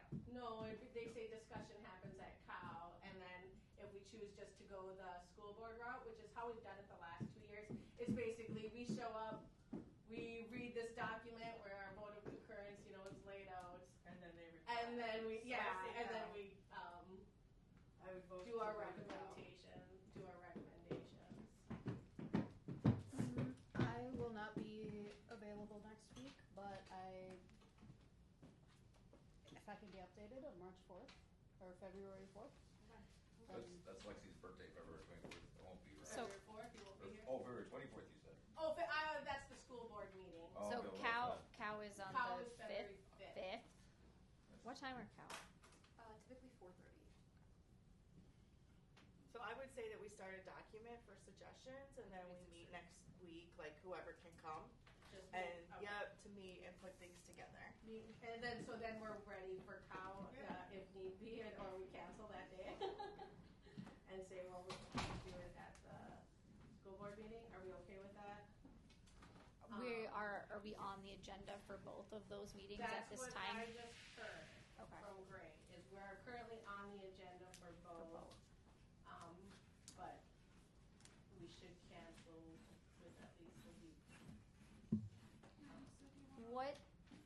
I guess I'm not. Just make sure those invites get sent out to all these extra people then. Yes. Yeah, I'll confirm. Or, I mean, even Melissa, just do you on the know- district Facebook page would count as a public invitation. Jamie, answer your phone, please. I have to pick up with Paulo. Jamie just ran out the room. You got the truck. She's not in here, bro. Okay. Maybe she went to go pick him. She went to go pick them up. Okay. Melissa, do you know how I will long? put in a room request for this room for next week, 4:30 to 6 again, and that's just focusing on our recommendations. And if we're ready by the end of that date, we'll present at COW. Okay. And if we're not, then we. And asking out of ignorance, but you want us out of that process, or do you want us to be at the table with you to talk, or you want us out of the? In the past, we've had our coordinators at the last two. We've had our coordinators present. I would ask that come with a thick skin. Nothing's directed at you, but you're not obligated to be there. I got a question about this. Are we going to break down how we think that things should be done? Like if we say, hey, we really want to improve attendance between this grade and this grade. And are we going to break down how we want to see that happen, or are we just going to tell them, hey, we would like to see that? I guess so the how would be in a plan. That's a Jen Murray question, I think, yeah, too. That's a Jen Murray question. Well, and I had a follow-up question also about like the level of specificity around because some of these are different grain size, right? So Did you stop? I don't know, Jen, if you have any guidance around that either. Every hour. Oh, okay. What's the specific question?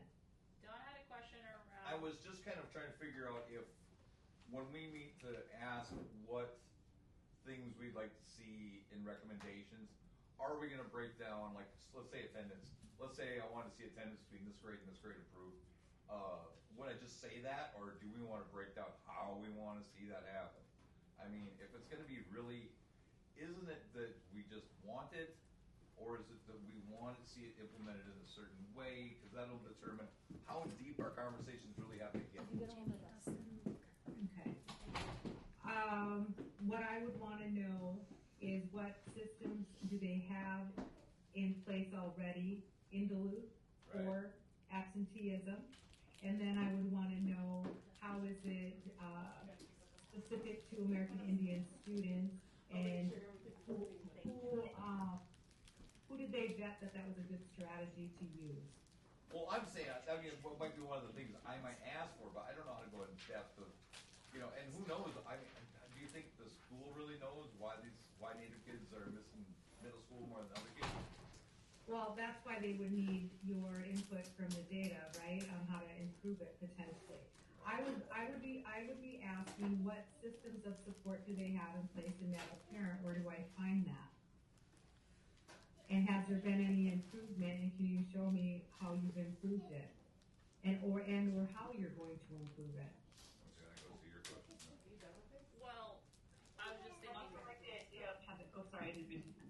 I like the idea of having parent input on suggestions for other ways that could be improved. That BIPOC meeting I just came out of, they were talking about, Linda Grover was talking about some things that used to be in place, like when we were younger, her daughters went to school with my sister and I, and we were talking about a lot of the Native teachers, they died, that used to have really good programs in 709, and it was like a science teacher who was classroom, the kids would go hang out in after school, and that's how the Native kids got to know each other. So they knew during the daytime it was a safe space. But sometimes just hearing from parents what are suggestions, I think that could come out of that too, out of the data.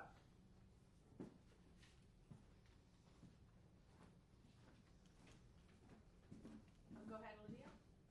I guess like the question for Jen Murray is like when we're doing, because like at the TNEC training they said like 4 things, right? Like prioritize what are like 4 or 5 things that you want to bring to the school board to say like this is what we want to see change, or this is what we're concerned about. Like these are our big things. Is that something where I think like kind of what Dawn is like, are we specific, like are we tasked with our concurrence and non-concurrence to say we as a committee have voted non-concurrent and this is why, or these are the big things that we want to see the district address? So is it our role to say we voted non-concurrent, our first recommendation is we want to see this type of program for middle school attendance, and like are we supposed to like go into detail about what we want them to do, or is it more like we want the district to focus on attendance, specifically middle school absenteeism? Like to what level are we supposed to make these recommendations without us building the plan for the district? Which we already did. Because it's not our job as an advisory committee to say, here, we're going to make a whole plan and then you implement it. Like we say, this is what we want and need. These are some ideas. You go do it.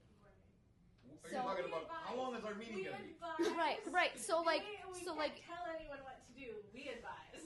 Right. So like, what is in your experience in like other districts that have more functioning relationships with, positive relationships with their district, those recommendations, what does that look like? Well, a lot of them have actually utilized the self-assessment rubric. And that's where they start looking at where some of the gaps are, whether it's communication, whether it's the programming, whether, there's a lot going on there. So with Duluth, I struggle with the number of students that you have and the staff ratio to that, and then who are they servicing on their caseloads. So, for example, I think Emily said she came from a BIPOC meeting. And so, like with the achievement in integration, they have their limits of 20 to 25 students on their caseload. Is that equitable or even equal to what our American Indian students for the homeschool liaisons? So those are some of the things I would be thinking. I think Duluth has some system issues, and then the communication and how to really utilize data, and then not to be in a negative way, but utilize the American Indian Parent Advisory Committee also. And some things that have worked a long time ago, I believe Emily said that too. When things work, you keep those, and when things don't work, you got to take the risk and try something different too. So what you guys come up with for recommendations is, as a group, figure out where is this process, this program, where is it missing chunks? And that's something that you can tell the district or advise the district that these are the areas that you're seeing that is really lacking and is not supporting our American Indian students. Big Witch Jen. There were two other agenda items on here. Marisa came up and wanted us to give input on the date for the graduation celebration. She had May 20th. May 20th, the 27th, the 28th, and the 29th. If anyone feels super strongly about a date, say so now. I have something strong to say. Okay. So we're not going back and forth on this.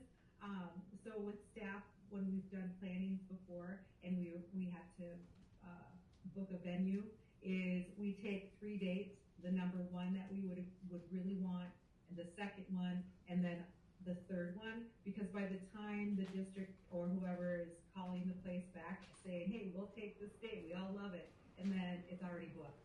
Okay. So then we have to come back again. All right. I have no preference on any of those dates personally. They would all work for me. So I guess just getting other people's input. Go ahead. I'm just looking at my calendar. I didn't remember this offhand, so but it looks like the May 20th is a potential supplemental AIPAC day, so that might be something good to keep in mind.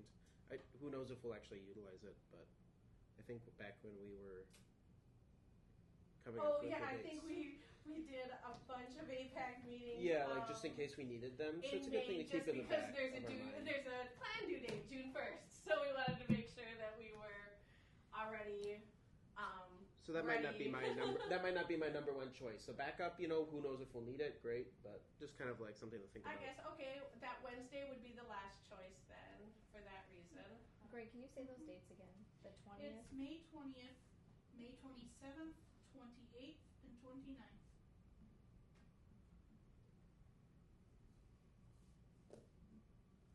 And when are the graduation ceremonies? That first week in June? I think so. It's not in any of these 3 dates, I know that. Right. I feel like the 27th or 28th might be good, because a Friday, maybe like the Friday of during that last, maybe families might be like going out of town for the weekend, and I think the 20th, having that, keep that in case we need it, and if we don't, then we have a free Wednesday. As a parent, I concur that usually earlier is better than later when you start getting towards summer month.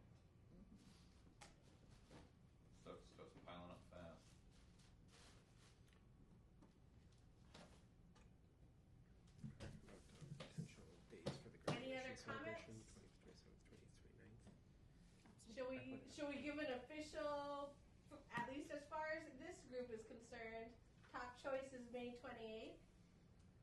Second choice is May 27th. Third choice is May 20th. Fourth choice is May 29th. Does that sound okay? Anyone? I motion we adopt what Amber said. I second. All right. Alright. The other thing is, Indigenous people, do you want to talk about the Indigenous Peoples Day or Yes, save that for the really next quick. meeting? They're Okay, finalizing the calendar, district-wide calendar. I was told that in the past that Indigenous Peoples Day was something that they consulted with AIPAC on preference around. Is it a day off for everyone? Is it a day off only for students and professional learning day for adults? That's what happened this year. Students were off as a PD day for adults. Students were in class this year. Not my kids. They They've never did been. the- They've never been. Jamie They've did the been red shirt mandated. thing, Yeah, and they they're- had a drum group. They had class this year. Sorry. Yeah, they had class this year. But Okay, I, so did, I never in sent the my past, kids. it's been a mix. So anyway, and then I know Jen, we had also talked about it being a normal day, but with emphasized programming. So I just wanted to know what if you all had a preference for that. That I would pass that on to the calendar folks. Well, I didn't get my way last year, so I might as well talk. Let's hear it. It's called Indigenous Peoples Day. If it's their day, let them have the day off. That's my thing. It's your day. My kids don't go anyway, so. It might be nice to do a community event that day if we have no school. We have free food. Huh? That would be cool. Well, and Is it shared that people There's would like always to? been an event Well, downtown. and I think like what Amber Lightfeather is saying, I know in the past we've had like you're saying is that there's been a mix where it's like we've had no school for students and then some of the liaisons or parents that like brought their kids. There's always in Duluth and Superior events around Indigenous Peoples Day. There's usually some sort of like rally, march, drum, like there are events that reliably happen on those days. And so sometimes we've had no school for students, but then staff bring so that we have access, like providing transportation to go to that. You're right. They should let staff not come in either.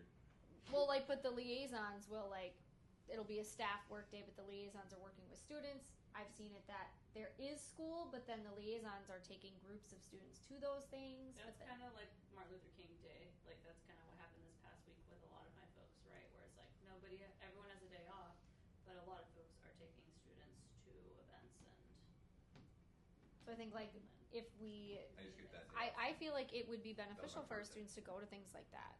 before they made it a holiday. Because I know like the Indigenous Commission does a really great event that I think would be really great for our students to attend, but some of them don't have transportation. So it's like, is that something we could utilize the district to help support? Not if it's a day off for them. Not if it's an off-contract day, right? Well, I'm saying if it's a no student day. Well, then it's a PD day, correct? Well, I think that's what I'm asking. What your opinion is, if it should be, we have a clear vote for everyone. Just a little bit more clarification, I guess, is all I have. So if it's a professional development day, can certain teachers, like liaisons, for instance, take that day to transport kids, or are they then locked into a professional development, like learning day, where they're no That's a longer good free? question. Because I'd be in support of, people who are acting in a transportation or supportive role for students. They can use the day for that. Students take the day off, and any teachers that aren't doing so can do professional development. It's kind of an optional day. I don't if That's that's kind of like what I possible. was thinking. Jen, did you have a thought? Yeah, so one of the solutions would be is to, well, of course, give Don the day off and don't feed him. But have the students, if they, choose to have the day off, then it's a PD day for staff, and staff that are taking students to Indigenous events, that's their professional development for that day. And then those that aren't bringing students to those types of events have different stations for professional development for Indigenous people. Because you also have to, you still have to implement Indigenous education for all. So utilize it some way, shape, or form. But that might help with staff that like to bring kids to things, or staff that have never been to any of our events in the community on that particular day.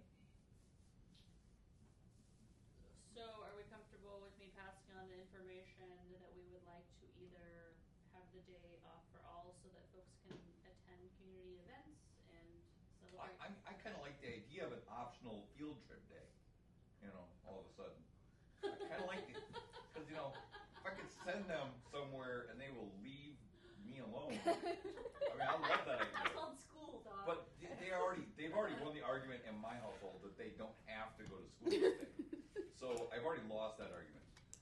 So if you're saying there could be an optional day where they go to school and then they leave with the liaison and go somewhere else, so they're not technically in school, then I still get rid of them, even though There's I've lost the argument. there's not any academic classes. That's fine, as long as the they're not preference home. is that students would be engaging in celebration in like alternative community events or engaging with other students from other, there'd be a bunch of things I can think of that we could do, but that it's a day for them to expand their learning outside the classroom. So, to summarize, I think most people are in favor of a PD day where the students don't have school, but staff may be available to go on, professional development that they would bring students to. Is that succinct? That works for me. Just speaking for myself. I agree. Yeah. Okay. That's our preference. Thank you. Are there any other last minute items to talk about? Hearing none. I call this meeting adjourned at 6:55. Thank you all for your patience. 6:55. I'm sorry, 6:47. I was like, what? We talked too much. We already went over it.